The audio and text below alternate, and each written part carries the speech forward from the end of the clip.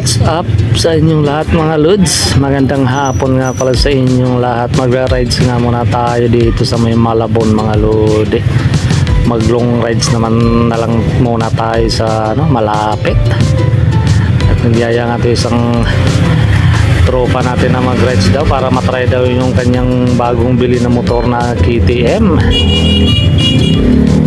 At pupunta nga pala kami mga lods dito sa may Mega Dike, Malabon mga lodi. At sabi nga niya napakaganda daw yung lugar na yun, tabing dagat, at napakarami daw talagang namamasyal doon mga lodi. Kaya samahan mo kami mga lods sa ating video na to at sana magustuhan nyo. At paki-likes na lang din and paki-comments and share na lang mga lods. Maraming salamat po. So siyempre mga baguhan naman dyan, baka naman pakipalo na mga lodi. Let's go. Ano yata dyan from 3 hanggang 9 PM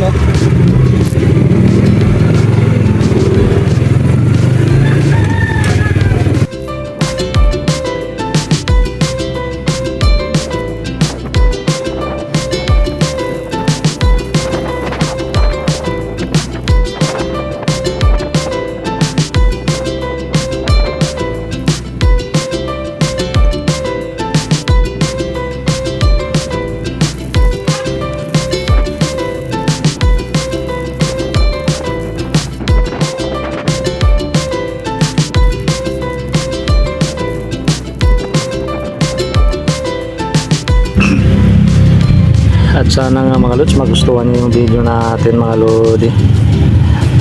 Sasama ko muna kayo sa ating sa ating biyahe. At para na rin kayong nakapunta sa lugar na to pag napanood niyo mga lods. Saan yung papunta Mega Dike? Ito? May dahil dyan.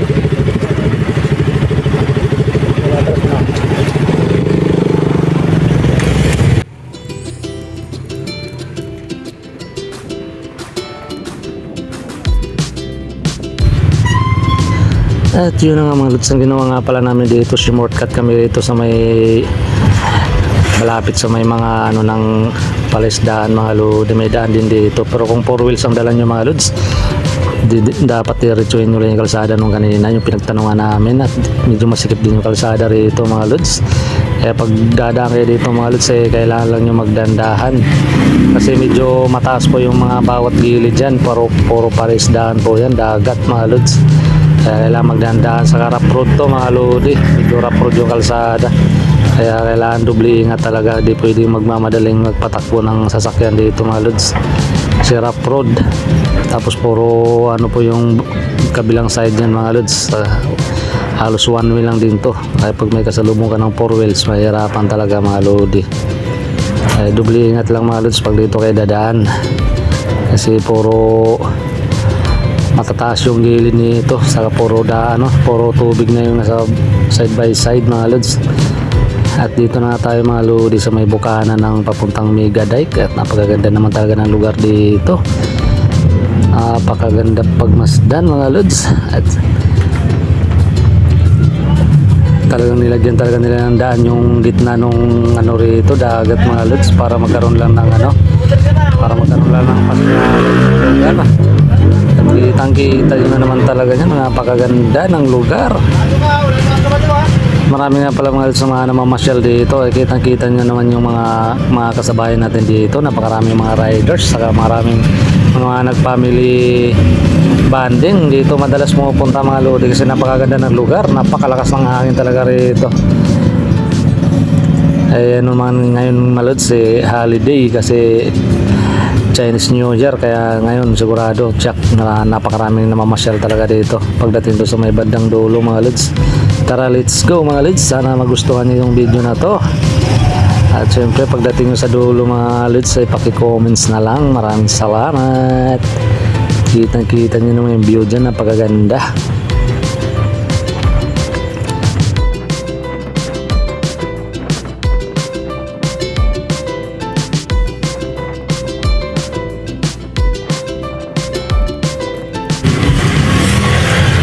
Madalas mo palang makikita dito mga lods, yung mga magjowa karamihan dito nagtatambay, lalo pag linggo siguro. Napakarami talaga siguro ng tao rito mga lods. Napakaganda kasi magtambay rito, napakalakas ng hangin. Tapos may mga upuan naman sa gilid, yung ginagawa nila pangharang mga lods. Pwede nyo gawing misa yan sa kaupuan. At tamang tambay-tambay lang talaga mga lods pag nandito kayo. Saka kitang-kita mo yung ano ng hangin, napakalakas talaga ng hangin mga lods. Kaso marami din pala mga bangkang malalaki na rito sa may gilid natin na madadaanan mga lods. Mga nakagilid lang yung mga bangka rito. Mga lalaki, mga ginagamit pang pangingisda siguro mga lods. Siguro baka malalim din siguro tong dagat dito. So may mga nakapaligid dito sa kalsada mga lodi.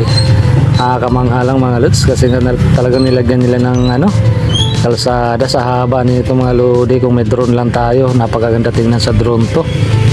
Kaya lang alanganin din dito mga lods mag drone kasi napakalakas ng hangin, baka tangayin lang. Kitang-kita nyo naman yan mga lods, napakaganda ng view. So may pagitan nga pala doon mga lods, may isla nga rin pala dyan na walang mga ano, walang mga nakatira. Parang mga dito yung sunset, napakaganda pagmasdan mga lods yung sunset dito. Sarap pala magtambay rito sa ano, umaga talaga, sa hapon, saka yung pag sikat ng araw, saka yung sa paglubog, sunrise saka sunset mga lods. Yan ang maganda abangan dito kasi kitang-kita nyo naman yung view dyan mga lodi. Napakaganda naman talaga, napaka ano tingnan.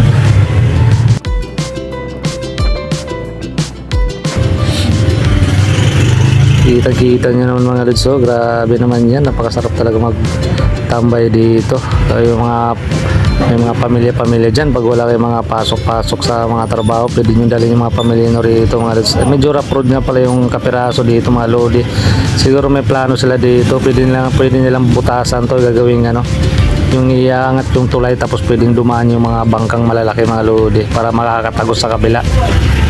Kita naman yan mga lods, napakahaba yung ginagawa nilang kalsada rito sa gitna ng dagat. Pagitan yan, dagat kabilaan, dagat din yung sa kabila.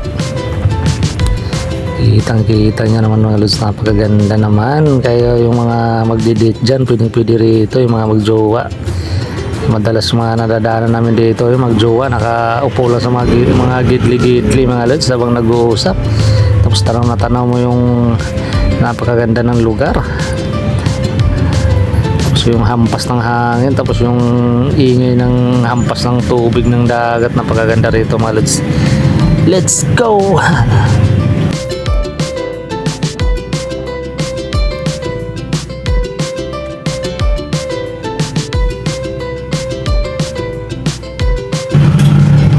Saka ano mga lods, pag hindi kayo nakapagdala ng mga pagkain, mayroon nga rin palang nagtitinda ng mga pagkain dito sa mga gilid-gilid. Mayroon din palang nagtitinda rito ng mga ano, ng mga prito-prito mga lods. Mga gusto nyo, mayroon mga kasama mga rice na rin. Kung hindi kayo nakapagdala ng mga pagkain, pwede na kayong ditong bumili.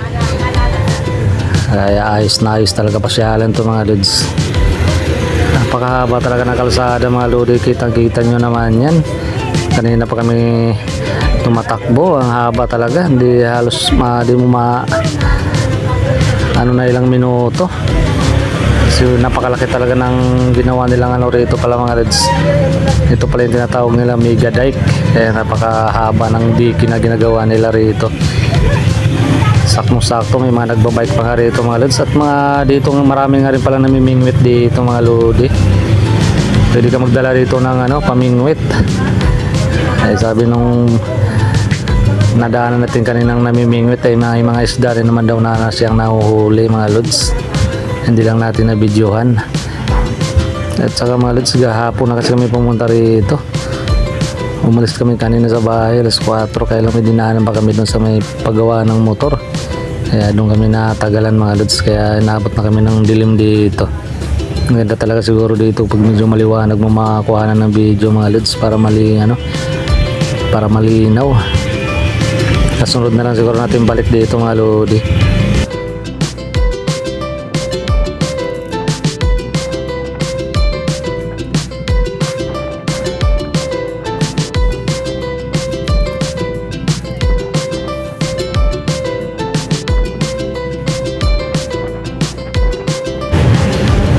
Yun na nga, sa may bandang gitna, napakarami na talagang tao rito. Dito kasi yung pinakamagandang magtambay talaga mga lods. Kasi ito yung napakalakas talaga ng hangin, saka napakaganda talaga ng mga view rito. Kung meron lang talaga tayong drone mga lods, sigurado napakaganda talaga tingnan dito. Well, meron tayong camera na mga Insta360, sigurado napakaganda ng kuha dito mga lods. At halos dumadami na yung mga tao rito. At meron na rin mga pumaparada sa mga bawat gilid-gilid, saka yung mga nagtitinda-tinda rito mga lods, mga barbecue, mga ihaw-ihaw, mga lodi. Dumami na talaga yung mga tao rito, saka medyo madilim-dilim na talaga. Sayang di natin makukuha na ng magandang video to kasi padilim na. Ayaw next time mga lodi. At dito na nga tayo tatambay mga lods sa kabaw dito sa may sa may Gidli. Kung didiretsuhin nyo pala yun mga lods ay napakaluwag pa yan doon, napakahaba pa daw yan, sabi ng mga nanditong ibang mga namamasyal. Sabi nila napakahaba pa yun boss, sobrang haba niyan. Ang lusot pala niyan mga lodi sa may papuntang monumento pala yan mga lods, yung pala yung pinaka dyan pag dinire-diretso mo yan. Talagang nilagyan talaga nila ng daan mga lods. Napakaganda talaga ng view rito. Tara, let's go mga lods. Mamaya konti maghanap dito din tayo ng mga kain dito. Grabe, napakalakas ng hangin para tayong tatangayin sa lakas ng hangin. Napakasarap magtambay talaga rito.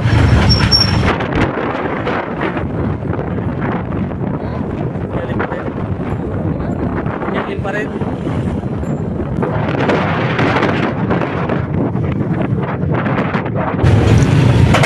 Diba doon tayo galing kanina, doon sa pinakamalayo na yon? Grabe, napakahaba pala na ginawa nila ng kalsada, Kalahati pa lang to. Grabe ang haba, Doon kami galing kanina mga lods, Pakahaba ng ginawa nilang kalsada rito.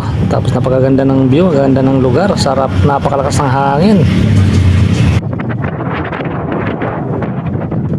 Naiiba naman ako.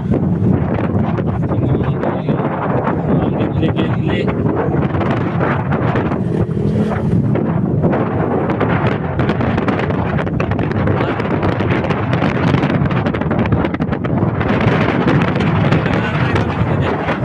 Lagi kape. Kaya lang. Binayaran mo dito. Tambay, napakalakas ng hangin. Ito tawag nila ang Megadite Malamon. Megadite.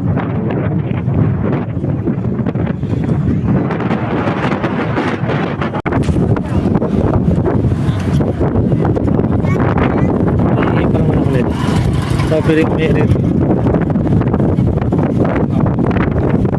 Hindi na siya din ako. Napanood mo naman yung fried chicken. Yun. Ganyan po dito. Gano'n May sinigang tayo. Nakikita may kanin yan. Oo, sarap yan Nagsisolo si Lucas ni Sigmund. Ang tawag ko. Ito. Ako, ito. Chicken. May apa, sa kanya na yan. Sa kanya na yan. Ay, magtuloy-tuloy naman luto ng manok sa kanyang Jepo. Order ka muna doon, boy. Kasi ano yung pinakalapag.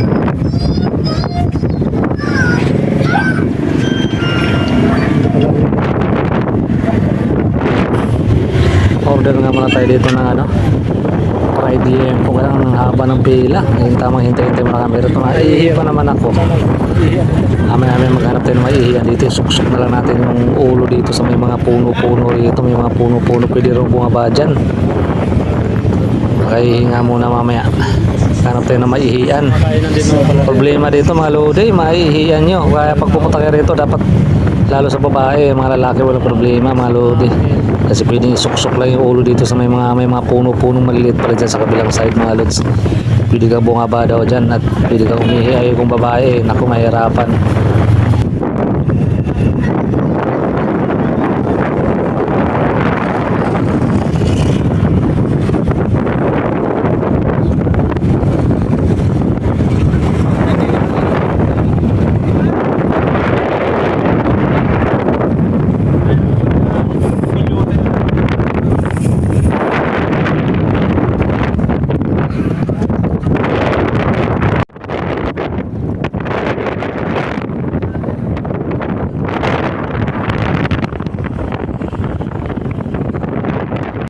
Kaya mo na, nakasalang na rin na yun. So, ano din ako sa sigit kasi. Oh, ulam din namin kagabi, yung ano naman, nilagang chicken. At tawagin naman natin yung number, di ba?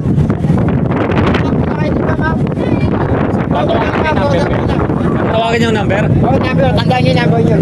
Ah, okay. Ito po na kayo dyan. O, sunuran tayo. Ano ba saan? Dahil suma. Talong. 31. Oh, lapit na naman.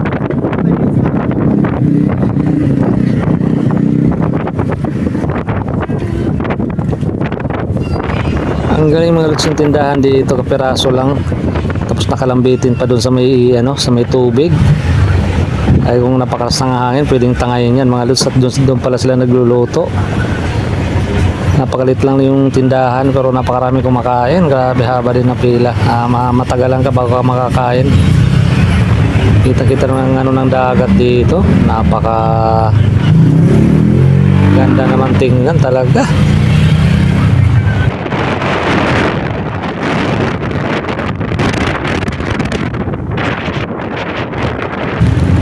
Napakalakas ng hangin. Grabe lakas ng hangin naman dito.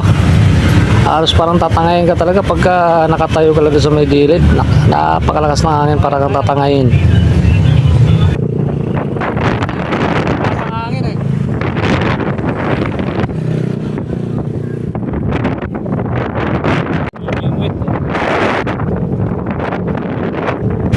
Yan, namimingwit si kuya rito.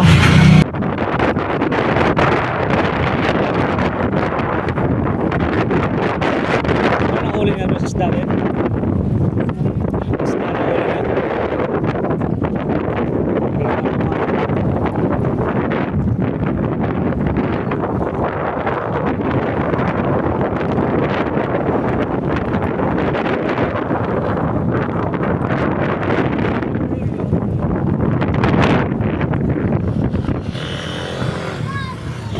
Napakalakas ng hangin.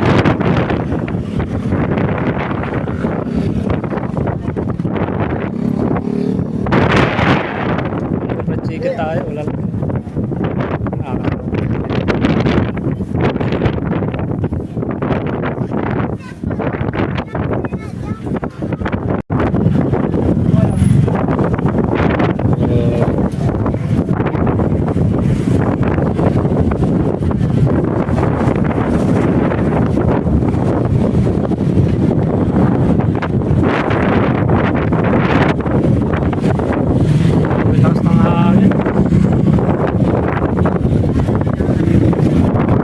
Ranel, gutom ka na? Gutom na. Gutom na daw. Wala pang kanin, hilaw pa.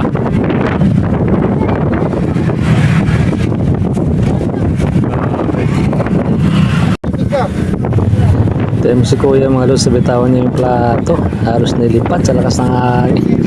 Grabe lakas ng hangin talaga. Kaya pag may pera ka dito na papel na ano, pag ibabayad mo, pag di mo nahawakan ng maayos, sigurado lilipa rin, di mo na makukuha mga lods. Pati cellphone dito, pag nahulog dyan sa tubig dagat, di mo na makukuha, tiway na. At yun na, walas dumating na yung order natin, makakain nga muna, let's go, kain muna mga lods. Kami gutom na. Fried liempo nga pala ito yung order natin.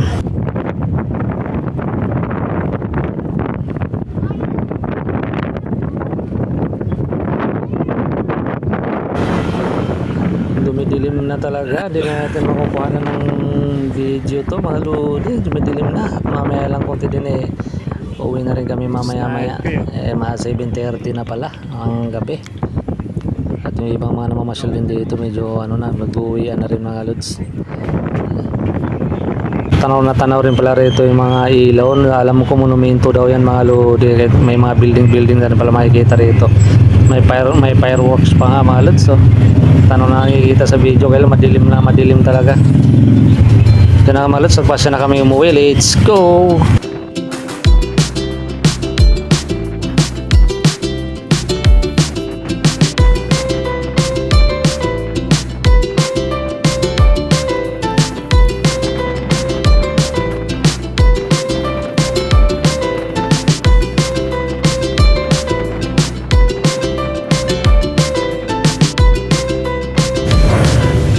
yun na nga, kami pauwi na. At mabuti na lang malakas yung ilaw ng motor natin mga lodi. At hanggang dito na lang din siguro yung video natin kasi yung mahaba na. Nasasayang na naman mga lods yung mga 22 minutes sa inyong mga buhay-buhay mga lods. At kung nakarating ka dito sa dulo ng video natin mga lods, paki-comments naman kung nagustuhan niyo yung video natin mga lods. Salamat! At yun na, binabaybay na nga namin ulit sa mga lods yung ano dito, yung kalsada, kahit kailan talaga malakas din yung ilaw mo rito. At yun na nga, malakas din naman yung ilaw natin. At nauna na nga si Bro Edinel, nandun na sa unahan natin mga lods. At medyo madilim na rito, walang ilaw yung mga ano dito sa gilid. Kaya maraming salamat mga lods sa inyong panonood. Maraming salamat, God bless you all.